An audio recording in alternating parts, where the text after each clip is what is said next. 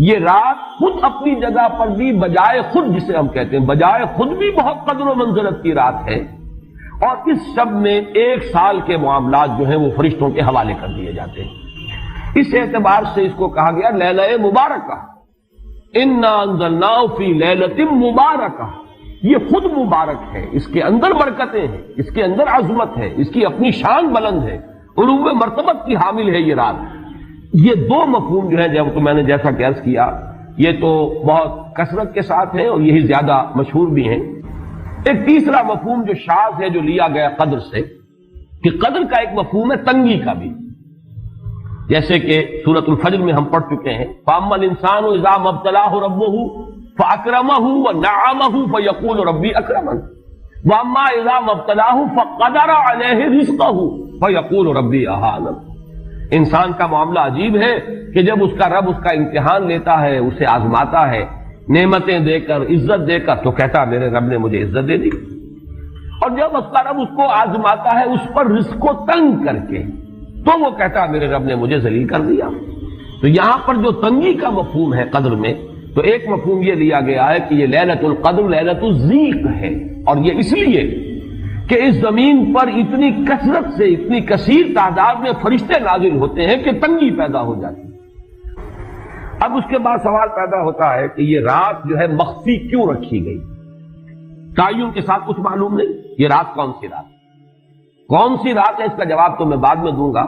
کہ اس میں جو آراء ہیں مختلف، لیکن یہ کہ اس کو کیوں مخفی رکھا گیا، اس پر کچھ پیاری باتیں ہیں جو مفسرین نے کہی ہیں۔ پہلی بات تو یہ کہ جتنی عظیم چیزیں ہیں ان سب کو مخفی رکھا گیا۔ قیامت کب آئے گی؟ مخفی آئے گی، یہ یقینی ہے۔ کب آئے گی؟ یہ تو ان امور میں سے ہے کہ جس کا علم نبی اکرم صلی اللہ علیہ وسلم کو بھی نہیں دیا گیا، جبرائیل کو بھی نہیں دیا گیا۔ چنانچہ حدیث جبرائیل میں واضح طور پر الفاظ موجود ہیں، وَمَا الْمَسْئُولُ عَنْهَا بِأَعْلَمَ مِنَ السَّائِلِ، کچھ معلوم نہیں، نہ سائل کو معلوم نہ مسئول کو معلوم قیامت کب آئے گی۔ اسی طرح بعض روایات میں جو آتا ہے، اس میں اعظم اللہ کا ایک نام ایسا ہے کہ اس کے واسطے سے اللہ سے جو بات مانگی جائے وہ رد نہیں ہے، لیکن وہ کون سا نہیں بتایا گیا۔ اقوال ہیں، اندازے ہیں، حی و قیوم پر زیادہ، الحی القیوم پر زیادہ لوگوں کا جو ہے وہ اجماع ہوا ہے، لیکن یہ کہ یقین سے نہیں کہہ سکتے۔ تو اسی میں اس کو بھی نوٹ کر لیجئے کہ اس کو مخفی رکھا گیا ہے لیلۃ القدر کو۔ لوگ زیادہ سے زیادہ محنت کریں، زیادہ سے زیادہ مشقت کریں، اس کے لیے جو بھی اس کی قدر و منزلت سے کسی درجے میں آگاہ ہے، وہ اگر معین ہی ہو جاتا کہ ایک شب یہ ہے تو پھر تو سب کے سب اس رات میں محنت کر لیتے، باقی راتیں جو ہیں وہ پھر سونی اور ویران گزرتی۔ لیکن یہ کہ مطلوب یہ ہے کہ زیادہ سے زیادہ راتیں آباد ہوں، زیادہ سے زیادہ راتوں میں ذکر ہو، عبادت ہو، دعا ہو، اس لیے اس کو مخفی رکھا گیا، یہ حکمت ہے۔ اس میں بھی ایک عجیب نکتہ ہے جو امام راضی رحمۃ اللہ علیہ نے بیان کیا ہے، اور حوالہ اگرچہ نہیں دیا اس حدیث کا، لیکن ایک روایت کے حوالے سے بات بیان کی ہے کہ اس کے ظاہر نہ کرنے میں بھی اللہ کی ایک شفقت اور رحمت ہے بندوں کے حق میں، اس لیے کہ اس کی قدر جتنی زیادہ ہے اتنی ہی اس کی ناقدری پر سزا ہوگی۔ اگر معلوم ہو کہ یہ شب ہے اور اس کی ناقدری کو انسان کرے تو گویا کہ پھر وہ اتنا ہی زیادہ مورد عقاب اور مورد سزا بن جائے گا۔ اس کے لیے ایک بڑا پیارا واقعہ نقل کیا امام راضی نے کہ حضور صلی اللہ علیہ وسلم حضرت علی رضی اللہ تعالی عنہ ایک روز مسجد میں داخل ہوئے، ساتھ ہی آئے ہیں، دیکھا کہ ایک شخص سو رہا ہے، نماز کا وقت ہو چکا تھا۔ حضور نے حضرت علی سے فرمایا کہ اسے جگا دو، اسے ہوش میں لے آؤ تاکہ یہ وضو کرے، نماز کے لیے تیاری کرے۔ حضرت علی نے امتثال امر کیا، جا کر جگا دیا۔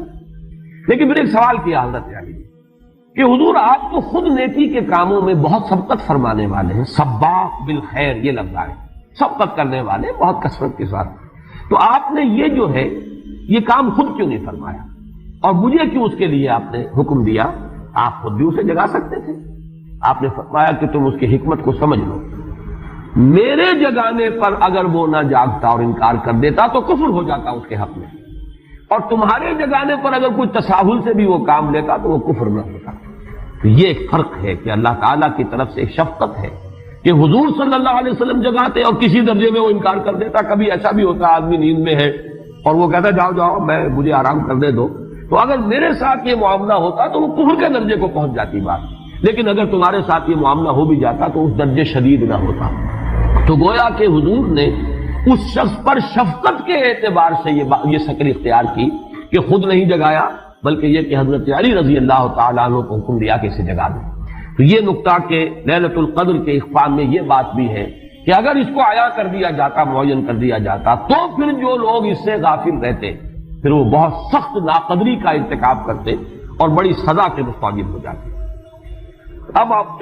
چھٹی بحث ہے کہ وہ رات کون سی ہے۔ اجماع ہے کہ یہ رمضان مبارک ہی کی ایک شب، لیکن رمضان مبارک کی کون سی شب ہے، اس پر بعض مفسرین نے تو لکھا ہے کہ 40 قول ہیں۔ چنانچہ صاحب تفسیر مظہری قاضی ثناء اللہ پانی پتی نے، میں نے وہ تفصیل تو نہیں پڑھی، کہ 40 قول نقل، لیکن امام راضی نے جو 9 قول نقل کیے ہیں وہ میں تیزی کے ساتھ آپ کو سنا دیتا ہوں۔ ابن رزین رحمہ اللہ کا قول یہ ہے کہ رمضان کی پہلی شب ہے۔ حضرت حسن بصری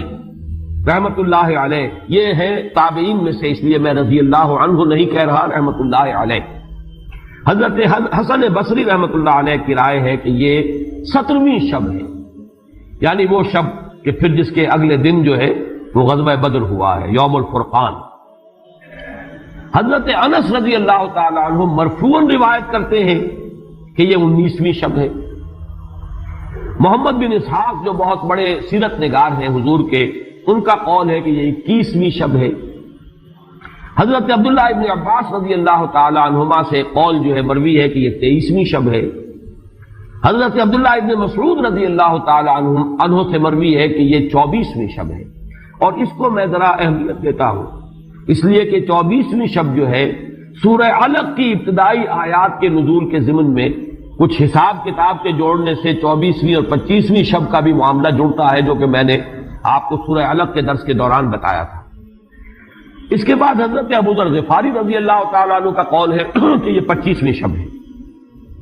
اس کے بعد حضرت ابی ابن کعب رضی اللہ تعالیٰ عنہ کا قول ہے، یہ وہ ہے جن کو کہ حضور نے خود فرمایا کہ اقرؤہم ابی ابن کعب، قرآن مجید کے سب سے بڑے قاری حضرت ابی ابن کعب ہے رضی اللہ تعالیٰ عنہ، اور ان کے بھی سینے پر آپ نے تھپکی دی تھی۔ ایک سوال کیا آپ نے کہ سب سے عظیم سورت کون سی ہے، اور جب انہوں نے صحیح جواب دے دیا سورہ فاتحہ، تو پھر یہ کہ اس پر حضور نے تھپکی دی کہ تمہیں اللہ تعالیٰ نے بہت صحیح مناسبت عطا کی ہے علم کے ساتھ۔ ان کی اور صحابہ میں سے بہت سے لوگوں کی رائے، یہاں تک کہ یہ کہا جا سکتا ہے کہ بقیہ اقوال جو ہے وہ شاذ کے درجے میں ہے، اور یہ گویا کہ اگر اجماع نہ کہا جائے تو بہت حد تک اتفاق کے درجے میں ہے کہ یہ 27ویں شب ہے۔ اور اس 27ویں شب کے ضمن میں حضرت عبداللہ ابن عباس سے ایک روایت میں پہلے آپ کو بتا چکا ہوں کہ 23ویں شب، لیکن 27ویں شب کے ضمن میں جو مختلف روایات حضرت عبداللہ ابن عباس رضی اللہ تعالی عنہما سے مروی ہیں، ان میں بھی کچھ لطیف نکات ہیں، وہ میں بعد میں بیان کروں گا۔ اس کے بعد ایک شاذ قول اور بھی ہے کہ یہ 29ویں شب ہے۔